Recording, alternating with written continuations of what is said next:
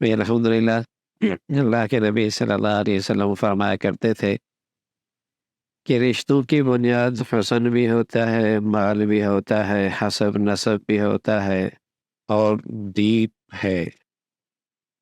اور تم دین کو اہمیت دو گے تو کامیاب ہو جاؤ۔ فاظفر بذات الدین۔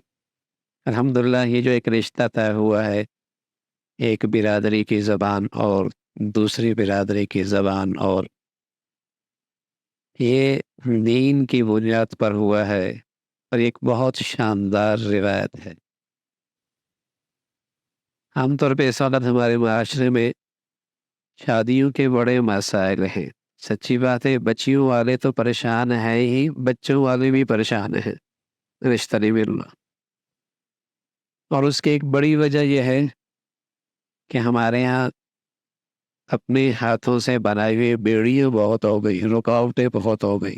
یہ اسٹیٹس ہو، یہ زبان ہو، یہ برادری ہو، یہ قوم ہو، یہ یوں ہو، یہ چیزیں اتنی بڑھتی چلی گئی ہیں کہ بچیاں بسا اوقات عمریں گزار کر سر کے بال سفید کر بیٹھتی ہیں، اور نوجوان بیچارے ان کے لیے جوانیاں بچانا مشکل ہو جاتا ہے۔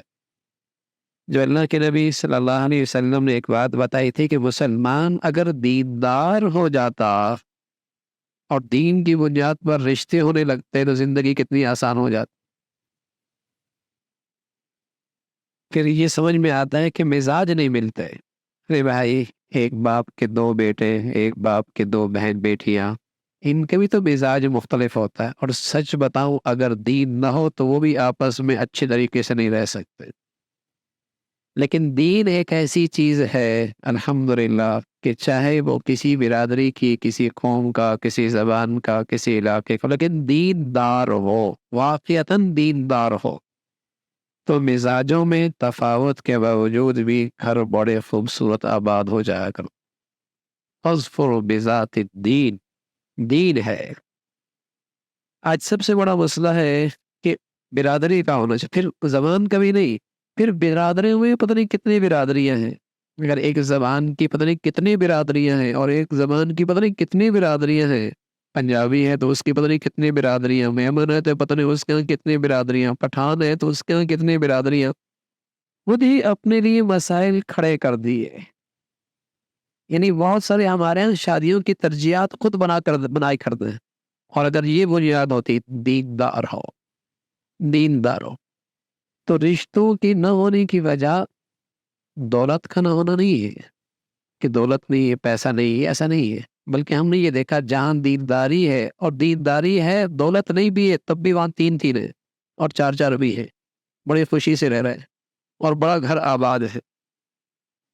تو مسئلہ دولت نہیں ہے کہ خوشحالی نہیں ہے، فراوانی نہیں ہے، اس لیے رشتے نہیں ہوتے۔ سچ یہ ہے کہ معاشرے سے چونکہ دین نکلا، دین کی اہمیت نکلی، دین زندگی میں ترجیح نہ رہا، دین زندگی میں ترجیح نہ رہا، رشتے ناتوں کا، تعلقات کا، ملنے جلنے کا دین قابل ترجیح نہ رہا، اس لیے مسائل کھڑے ہو۔ ترجیحات بدل گئی کہ زبان کا ہو، قوم کا ہو، برادری کا ہو، اسٹیٹس یہ ہو، ڈگریاں یہ ہوں، فلاں یہ ہوں، یہ جو ترجیحات بدل گئی اس نے مسائل کھڑے کر دی۔ اور اگر دین ترجیح ہوتا ہمارے معاشرے میں کہ دین ترجیح ہے تو یہ چیزیں بہت آسانی سے حل ہو جاتی۔ اور دین ایک ایسی چیز ہے کہ نیک رہ، میاں بیوی نیک اور ایک، میاں بیوی نیک اور ایک، یہ دنیا کی جنت ہے۔ میاں بیوی نیک اور ایک، یہ دنیا کی جنت ہے۔ ہاں، نیکی کا مفہوم ہے۔ رسول اللہ صلی اللہ علیہ وسلم سے پوچھا کہ یا رسول اللہ احب ان اکون اعبد الناس، ورنہ آج کیا نیکی کا پیمانہ تو عجیب و غریب ہے۔ جو عید کی نماز پڑھ رہا ہے وہ بھی نیک ہے، جو جمعے کی پڑھ رہا ہے وہ بھی نیک ہے، جس کا سارا دین مسجد تک ہے وہ بھی نیک ہے۔ اللہ کے نبی سے پوچھا گیا یا رسول اللہ احب ان اکون اعبد الناس، میں سب سے زیادہ نیک بننا چاہتا ہوں۔ آپ نے فرمایا اتق المحارم تکن اعبد الناس، حرام سے بچ جا، سب سے بڑا بزرگ بن جائے۔ حرام سے بچ جا، سب سے بڑا بزرگ بن جائے۔ اگر ان آنکھوں سے حرام نہ دیکھا جائے تو پھر بیوی کی محبت کی مٹھاس نصیب ہوتی ہے، اور عورت باحیا ہو، با کردار ہو، اس کی آنکھیں شوہر سے نہ ہٹتی ہوں، پھر اسے شوہر کی زندگی میں راحت اور سکون ملتا ہے۔ لیکن اگر ان آنکھوں سے حیا رخصت ہو جائے اور یہاں حرام کا ارتکاب ہو تو حلال کی لذت ختم ہو جاتی ہے، حرام کی کشش بڑھ جاتی، حلال کی لذت نہیں رہتی، حرام کی کشش بڑھ جاتی ہے۔ اتق المحارم تکن اعوذ الناس، حرام سے بچ جا، سب سے بڑا نیک بن جائے گا۔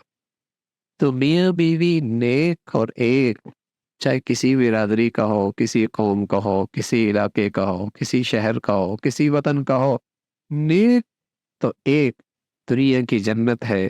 اللہ ہم سب کو ایسی زندگی نصیب فرما دے۔